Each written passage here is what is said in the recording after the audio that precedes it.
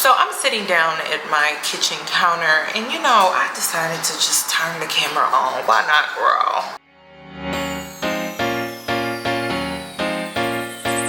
I'm very unsure of myself most of the time, not certain if I'm saying the right things, if I am acting the right way, if I'm even supposed to be here, and it can all be very overwhelming.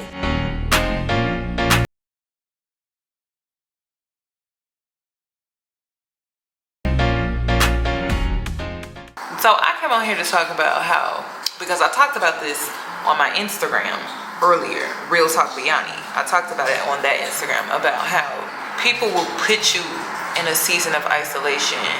And then I haven't really talked about this, but I'm gonna eventually talk about it on my second YouTube channel. But have you ever went through a season where people are intentionally trying to leave you out? Have you ever went through a season where people are intentionally trying to isolate you because they don't want you to win?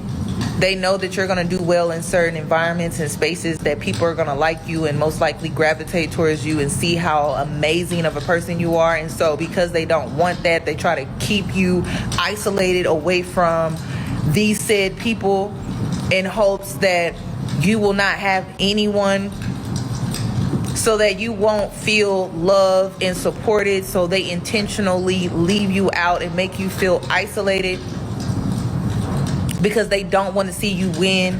So they think that they can stop your success. Delusional, by the way, but they actually think that they can stop your success. So they intentionally leave you out, and they want you to feel left out. They want you to feel excluded. They want you to. And this is why you got to keep a lot of things close to the chest. You do. You have to keep things close to the chest. And some blessings you cannot share. Some blessings you cannot share. Some blessings you can share, but some blessings you cannot share. Because it's not everybody's business. Because the world that we live in is a world where some people simply do not want to see you win. They don't. And they will try to do any and everything to stop you from having a win or a winning season. So when it comes to your visions, your dreams, your goals, some stuff you just have to keep to yourself. Keep it close to the chest. And listen, I get it. Like, you're talking to the girl that used to want to include everybody, wanted to bring everybody on, saw, you know, individuals as team players, like, we can win, not I can win, me, I'm just self-serving. Like, no, this is coming from a girl that wanted to help people along my way of leveling up my life. But somehow I got stabbed in the back, and I still don't understand it till this day. But like I said, some people see your potential before you do. And so because they see it, they get triggered, their insecurities are triggered, and so then they try to sabotage you. And you don't think nothing of it, because you just, you know, living your life, trying to better yourself, doing what you need to do for yourself. That's why you creating the vision board. But not everybody is really rooting for you, though. And sometimes people mask themselves so freaking well that you really don't see their true intentions. You don't know their true intentions for you. You don't know what they're doing behind your back. You have no idea. And see, this is the tricky part about life sometimes, is they could have been genuine in the beginning. They could have been rooting for you in the beginning. And then somewhere along the way, they switched up. Somewhere along the way, they decided to be a foe. They decided to become an ops. Somewhere down the line, they became your Judah, your Messiah, in your story. Somewhere along the way. That's the tricky part about life. And this is why I'm so against showing anyone your vision board. Like, even when my friends, they be talking about their vision board, I'm like, listen, I'm here for you, I support you, and I love that this is what you want for yourself, but I don't want to see it. It's between you and God, and if you really want to make it happen, you will make it happen. Because something that you truly desire, you will go after it, and no one is going to be able to stop you. So create the vision board for yourself, but keep it close to the chest, because you just don't know. You just don't know. That's what life has taught me. And it's like, they do it because they're trying to stop your success. So they leave you out intentionally. They leave you out on purpose to make you feel like you're not supported, you're not loved, like nobody wants to be your friend, nobody wants to be your lover. They want you to feel really bad about yourself because they see the potential behind your success. They see it, they hate it, they hate it. So they're gonna try to stop it. They're gonna try to sabotage it because they hate seeing it. They can't handle seeing it in you. And it's crazy because as this is going on, you don't even see it in yourself yet. It hasn't really reached your subconscious yet. And so when it does reach your subconscious, it's gonna really hit you. And when it does, you'll start to understand why people put you in a season of isolation. And listen, the isolation season is no joke, sis. My isolation season was very triggering for me because it reminded me of my childhood, of when I was bullied as a kid and how people would leave me out on purpose because they felt I was weird or strange or just too different, and they didn't know how to handle that. So because they didn't know how to handle me, they didn't know how to take me, they didn't know how to read me, they would leave me out on purpose. Like they would leave me out intentionally. And I knew what I had to do in order to fit in. I would have to like mask myself and be something that I'm not, but I just refused to do that. So because of that, I was called weird, strange, too different, odd. And then my favorite part, in some cases, I was called slow because I didn't socially interact in the way that they did. I didn't socially interact in a way that required me to have a lot of attention. I just kind of kept to myself. They intentionally isolated you even more to make you feel left out on purpose. And the truth behind that is because they were intimidated by you.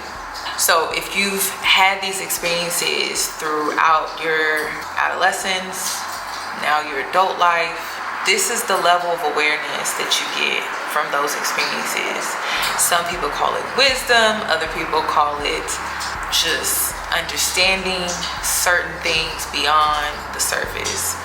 But for me, when it comes to this experience, incredible. Incredible. That is the best way that I could explain it. Incredible. And the reason is because it has shaped me to be a better woman. And for that, I'm grateful. Like, I'm so grateful for that. I'm very, very, very, very grateful. Because I don't know who I would be. I don't even know if I would carry the same identity. You know, I think I would be a totally different person. So I've experienced this so much throughout my life, and being in a season of isolation or feeling left out, I've always felt unseen. Like I always felt unseen, left out. I always felt outcasted, not good enough. I always felt that I was never really accepted. So I don't think in my adulthood, now that I've gone through like a glow up, that people understand my beginnings, starting with my adolescence, girl, such a humbling experience. So when people do things to me and they think that I have not experienced it before, like I haven't experienced it before, it's new to me, and it's just like, I've already experienced this. I know exactly what I'm dealing with. I know I'm being bullied, and even though it may be passive, it may be cowardly, because it's never done direct, it's always passive or indirect. I know what I'm dealing with. And it's crazy because with your appearance, your identity changes to others. Your identity may not change within yourself, who you are, how you carry yourself, how you think, your personality. It may not change within yourself, but it may change according to your appearance and how other people see you. So people just assume that when you look a certain way, you haven't experienced anything real. You haven't gone through anything. You never went through any type of hard times because you're attractive. So they want to beat you down to make themselves feel better because they're insecure about how attractive you are. And it's insane because The very things that I was teased for as a young girl are the very things that I'm praised for as a grown woman. It's insane. I was teased for my brows. I had acne, but I guess now I get praised for having clear skin. It's just crazy how that works. But the humbled side of you is remembering how they treated you before, how people viewed you before, how you were seen before. And to be honest, it wasn't any better. If I had to choose between which side I would rather be on, the pretty privileged side of life or the unprivileged pretty side of life, and honestly I would choose neither, because both sides are shitty. They're shitty. They're just so shitty. I just want to be left the fuck alone. Honestly, can I say that? I honestly just want to be left the fuck alone, because both sides are trash.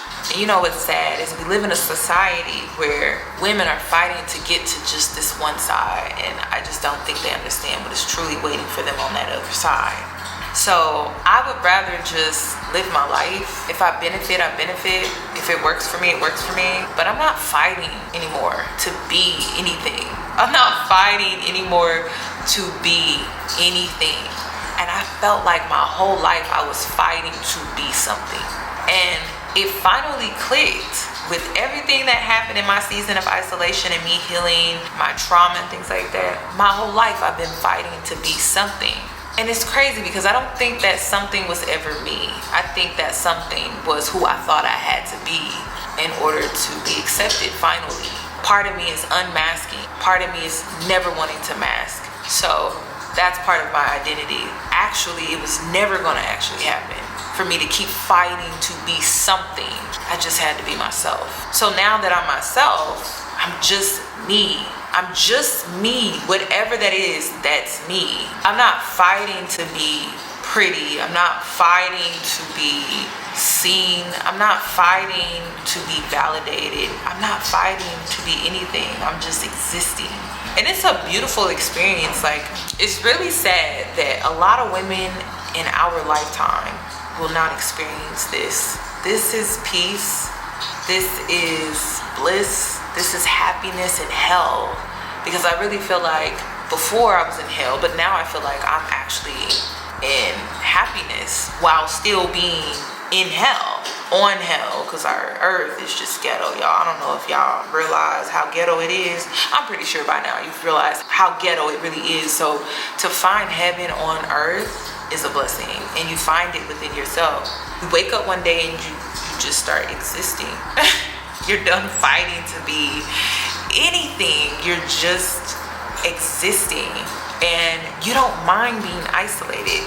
You don't mind being isolated. Like, this is why the isolation period in your healing journey is so crucial, because you will reach a point within yourself where you don't mind being isolated, because you don't mind being in your own company. You don't mind being in your own energy. You don't mind being alone.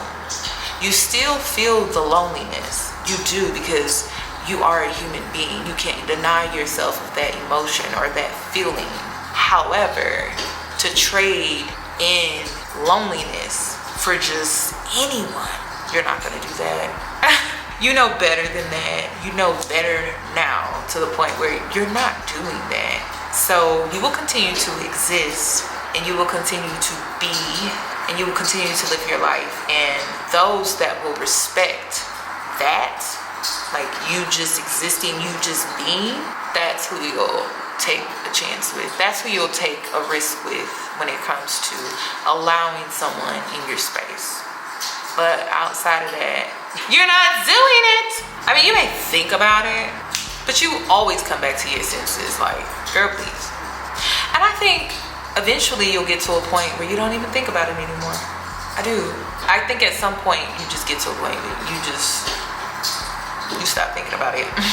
To the girls that are in their period or in their season of isolation, rest, sleep, sleep, sleep, sleep, rest and sleep. I can't stress that enough. Rest and sleep. You're gonna be extra tired. You're gonna be very tired. You're gonna be exhausted. You may think it's depression, but it's you healing. It's not depression, it's actually you healing. You're also coming out of survival mode. So like, things are gonna trigger you in the beginning. So you may think that something's wrong with you. You may think that you're not living right. You may question a lot of things, which is normal because you're being triggered. You know you're coming out of survival mode when you're going through a healing phase. Because, you know, I feel like healing is forever. You're going through a healing phase. You know that this experience is really truly working for you when you start to transition out of survival mode, and you'll know you're transitioning out of survival mode because positive things, good things may trigger you. So what do I mean by that? You may get more money, but you may not feel comfortable spending the money. So when you spend money, even though you have it, you may get triggered because you're spending more money. And the way that you were raised with a scarcity mindset. And so you're coming out of that survival thought process when it comes to money and finances. And so as you're transitioning out of survival mode, you're gonna be triggered when it comes to money. You're gonna be triggered when it comes to food. You're gonna be triggered when it comes to certain prices that you see in certain spaces that now you can enter, and it may trigger you because you were told not to spend this or that, or to even want something to that amount for that particular item. But that's luxury, and you have now entered a season of your life where you can actually afford luxury. And you weren't raised on that belief system. You weren't raised within that thought process.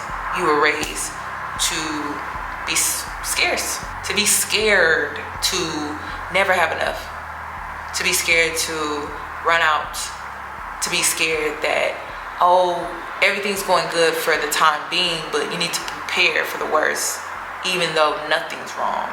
You're gonna be triggered.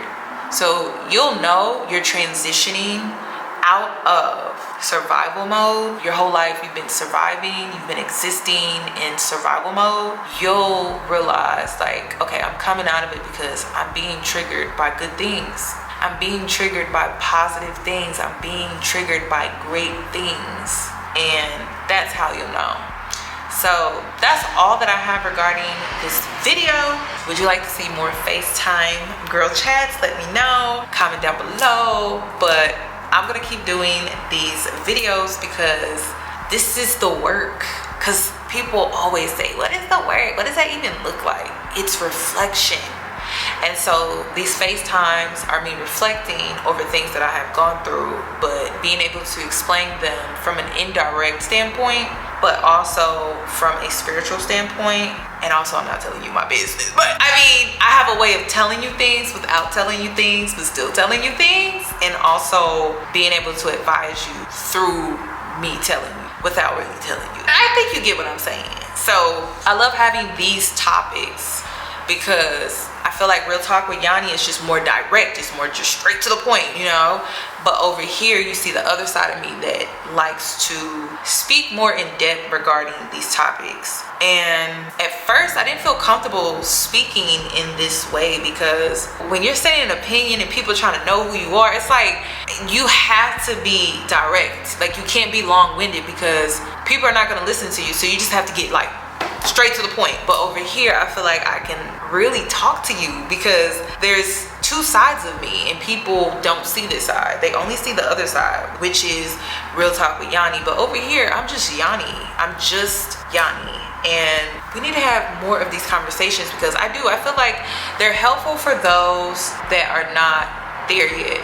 And this is what doing the work is. Being able to get to a point where you can reflect and connect with other women who have gone through similar experiences or similar things, and you're not even exposing people, you're just speaking on your life experiences through a spiritual lens, and you're able to connect that way. That's all that I have regarding this video. Please give this video a thumbs up if you would like to see more FaceTime videos, and I'll catch you in my next one.